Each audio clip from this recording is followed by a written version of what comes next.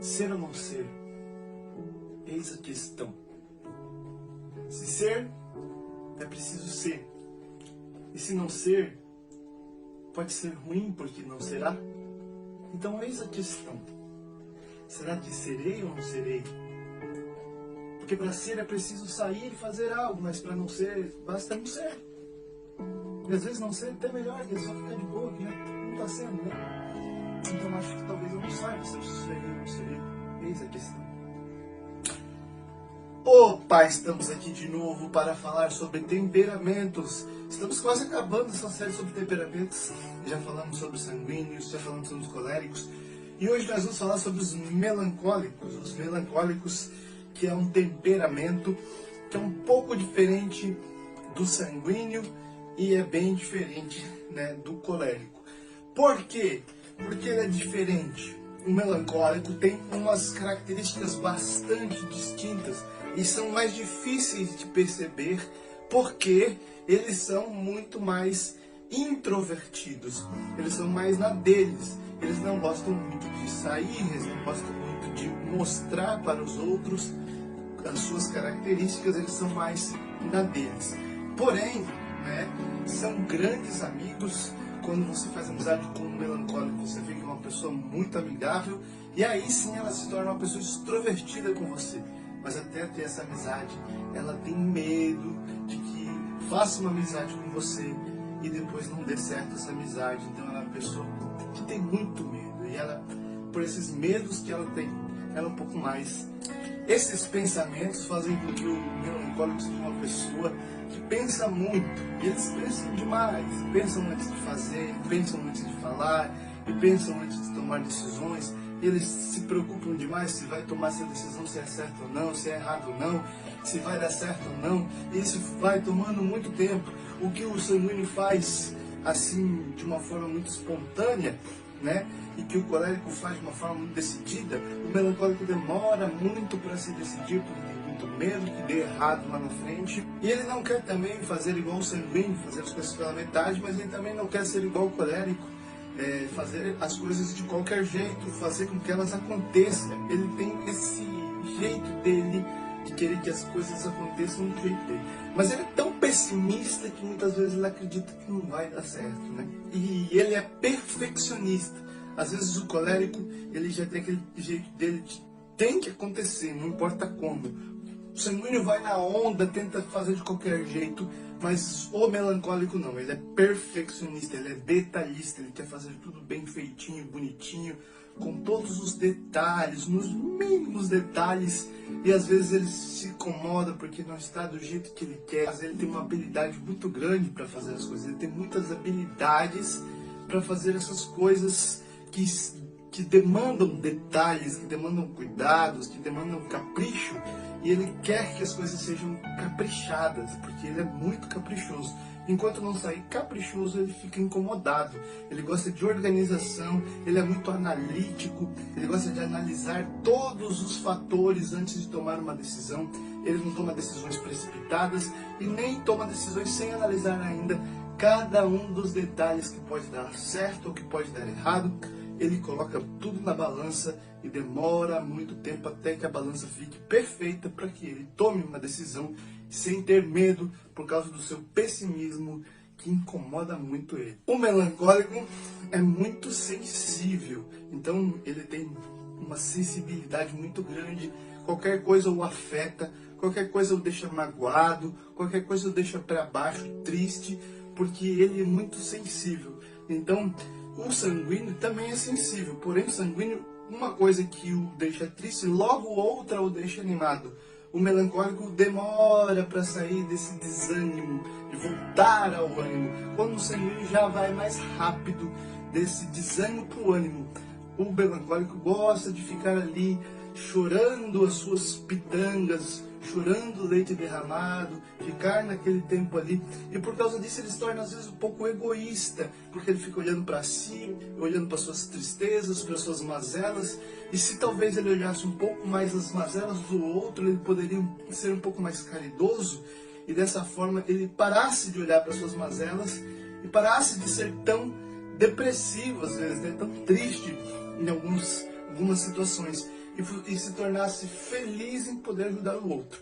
Mas ele acaba sendo um pouco egoísta de tanto olhar para si. Essa timidez também, que é muito comum no melancólico, uma timidez muito grande, também é um ato de egoísmo, né? É uma autoproteção da sua imagem. Então, ele tem vergonha de fazer vídeos, por exemplo, até faz às vezes assim, né? Mas uma luta muito grande, porque ele quer que aquele vídeo saia perfeito, ele não pode falhar em nenhuma fala, a oratória tem que estar perfeita, a luz, a imagem, então ele demora muito tempo, porque se não tiver tudo perfeito, se a imagem dele não estiver linda na câmera, ele vai ficar com muita vergonha de fazer um vídeo, de falar em público. Então ele até fala, até faz, ele até se enfrenta, mas tudo tem que ser perfeito, porque senão ele vai ficar se sentindo muito envergonhado, muito incomodado. Para você identificar uma criança com esse temperamento, também você pode olhar as mesmas características já do adulto. Na criança, ela é uma criança sensível, é uma criança que se fecha, é uma criança que chora por qualquer coisa, é uma criança muito emotiva, muito sonhadora também. Ela é muito... E ela gosta que sejam organizadas as suas coisas. Ela não gosta de desorganização, ela gosta que as coisas sejam sempre arrumadinhas. E às vezes você olha para uma criança melancólica e ela parece um pouco madura para a idade dela, sabe? Nas coisas externas, mas lá dentro do coraçãozinho dela ainda tem muita coisa para ser trabalhada, porque ela se magoa fácil, ela fica triste fácil, ela não entende às vezes um não, ela não entende alguém que fala um pouco mais alto, ela não entende talvez alguém que a repreenda, e ela fica muito triste, isso vai fechando ela, vai trazendo uma casca. E essa criança, ela gosta de que as pessoas tratem ela com muito cuidado, com muito carinho, como se fosse uma bonequinha de porcelana, qualquer coisinha, ela fica muito tristinha. E diferente da criança sanguínea, que faz bagunça, que corre pela casa, que vai, gruda na perna na visita, a criança melancólica, ela se esconde debaixo da cama quando chega visita, ela baixa a cabeça, ela é tímida, tem vergonha de dizer oi, de cumprimentar as pessoas. Eu acho que quando eu era criança, eu era melancólica, porque eu tinha uma vergonha terrível de cumprimentar as pessoas. E os sanguíneos se dão muito bem com os melancólicos, porque os seus temperamentos se complementam. O melancólico gosta muito dessa característica sociável do sanguíneo, que acaba atraindo o melancólico. O sanguíneo, sabe, ele atrai as pessoas que se sentem excluídas, ele gosta de estar abraçando aquele que está à parte, que está à margem, e o melancólico se põe muito à margem, então o sanguíneo gosta de ir lá e trazer. E o melancólico ama ser cuidado como um bonequinho de porcelana, e o sanguíneo ama cuidar, então um se complementa o outro. E também, o sanguíneo, ele é muito superficial, ele olha as coisas e para ele as coisas... vai e toma uma decisão rápida. E já o melancólico, ele é analítico, ele é profundo, ele não é superficial. E isso complementa o sanguíneo. O sanguíneo admira a profundidade. E o melancólico ajuda o sanguíneo a sair do raso e ser mais profundo. Então os dois sempre se complementam. O melancólico, ele descoberto, ele se torna uma pessoa extrovertida, alegre, conta piada, brinca. E ele se torna uma pessoa muito legal de se ter próximo. Mas quando você não conhece ainda essa pessoa, ela é um pouco mais fechada. O melancólico, ele gosta de ser o centro das atenções, porque ele gosta de ser cuidado, de ser protegido. Então ele chega, não é que ele ele se transforme no centro das atenções. Ele não faz nada para isso acontecer, mas ele gosta. Então imagina, se você mimar o seu filho melancólico, ele vai ficar mal educado. Então, se você tratar uma pessoa melancólica como o centro do mundo também, então é importante que você dê a liberdade, desde criança também ao adulto melancólico, para que ele seja livre e espontâneo. Então você dê liberdade para ele se sentir solto, para se sentir alegre, para ele não se esconder, para ele não criar casca, para ele não ficar tímido. Então, dentro da sua casa, o seu filho melancólico, o seu marido, namorado, esposa melancólica, ela precisa se sentir sempre à vontade para se soltar, para soltar tudo que ela tem a mais, porque ela não é só aquela cara de depressão, aquela pessimismo, não. Ela é uma pessoa sempre alegre, ela pode ser uma pessoa alegre, ela pode ser uma pessoa espontânea, ela pode ser uma pessoa brincalhona assim. Então é preciso que ela ela só vai ser essa pessoa se ela tiver um ambiente bom, um ambiente agradável para isso, se ela perceber que ninguém julga ela, que ninguém vai olhar para ela, para os defeitos, para as coisas erradas que ela tem, para as coisas que não são perfeitas nela, porque ela tem muito medo de mostrar suas imperfeições. E quando ela perceber que você não se importa com as imperfeições dela, que é normal ela ter imperfeições, que você mostra as suas imperfeições também, ela vai ser tranquila para ser autêntica. Se o melancólico confiar em você, você ganhou ele. Mas é difícil fazer ele confiar em você.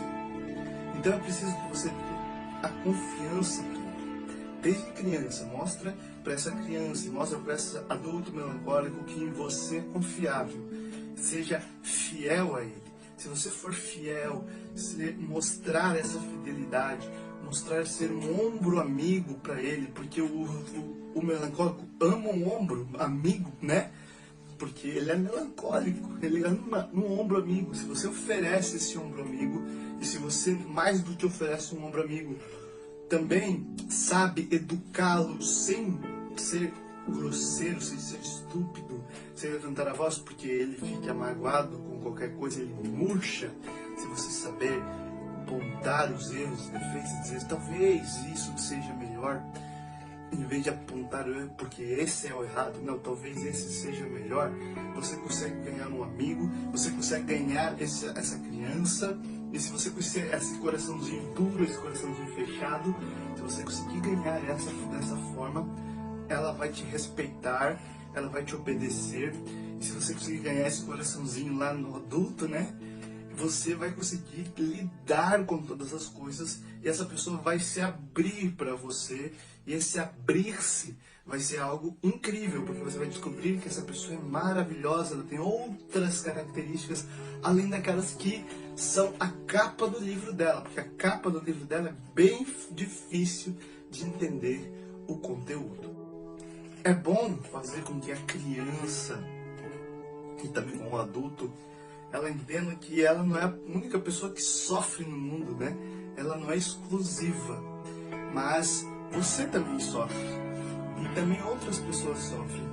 Então, é bom levar esse adulto e essa criança a ser mais altruísta, a sair da sua bolha, sair de si, sair do seu mundo e perceber que o mundo é muito maior. Então, desde criança, você conte contos da sua vida, coisas que você passou.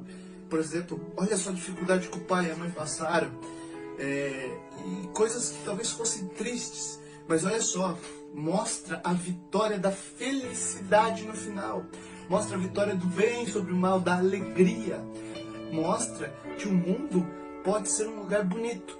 E ao adulto também, mostra a ele que o mundo pode ser um lugar bonito com o seu gesto de amor, que ele pode parar de olhar o copo meio vazio e começar a olhar o copo meio cheio, porque esse pessimismo não gera nada de bom. Também o otimismo demais em excesso não é bom. O melhor é ser um realista. Então mostre a realidade para o melancólico. Mostre para ele que o mundo tem coisas boas. E nas coisas ruins, ele pode ajudar. Leve ele para fazer o quê? Ajudar a levar comida para o morador de rua, ajudar a levar roupa para quem precisa, ajudar a fazer atos de caridade. Porque desde criança ele vai aprender que as coisas tristes, elas podem ser resolvidas pelo amor e pelo ato de amor. Então, desde pequeno, ele vai conseguir sair um pouco da sua bolha, do seu egoísmo e tentar ser altruísta, tentar ser uma pessoa que se preocupa com os outros e para de olhar somente para as suas mazelas. Mostra para ele que ele pode te ajudar nas suas tristezas, nas suas mazelas. Mostra para ele que ele é importante para você. Olha só o quanto você me ajudou. Deixa ele entender que dentro das limitações dele, ele ainda consegue ser uma boa pessoa para você. Para uma criança melancólica é muito importante também que ela possa ter um animal de estimação, para que ela possa cuidar desse animal. Isso é importante para ela, um animal de estimação. E é legal que você, que talvez possa, adote um animal de estimação, um cachorrinho, um gatinho que foi abandonado, um gatinho né, que tem alguma doença, que não seja mais bonito, que não seja mais perfeito, para que entender que as imperfeições não são coisas ruins. Então, ele vai entender que, mesmo ele não sendo perfeito, não quer dizer que acabou o mundo para ele, né? E aquele gatinho que parecia que ninguém queria porque era imperfeito, você o quis. Leva o seu namorado, seu amigo, sua amiga melancólica também, para que ele possa visitar um abrigo ou visitar um lar de idosos, para ver as mazelas lá dos velhinhos tristes, né? Mas para a criança é importante que ela tenha esse animalzinho, que ela tenha ele como uma responsabilidade dela, que ela tenha que dar a água, que ela tenha que dar a comida, tenha que limpar, dar banho e cuidar desse animal. Ela vai fazer com que ela também saia de si. Então, e se você tiver outros filhos, peça ajuda para o melancólico para cuidar, para criar aquele outro filho, para educar, para também fazer as atividades. Importante que ele não fique fechado na sua bolha, não fique fechado, trancado no seu quarto, pensando demais, porque os pensamentos dele muitas vezes o levam à tristeza, o levam a desistir, a pensar que tudo é ruim, mas ele precisa que os pensamentos dele estejam em equilíbrio. E é importante também que as atividades que essa criança melancólica vá fazer sejam atividades que envolvam o sentimento.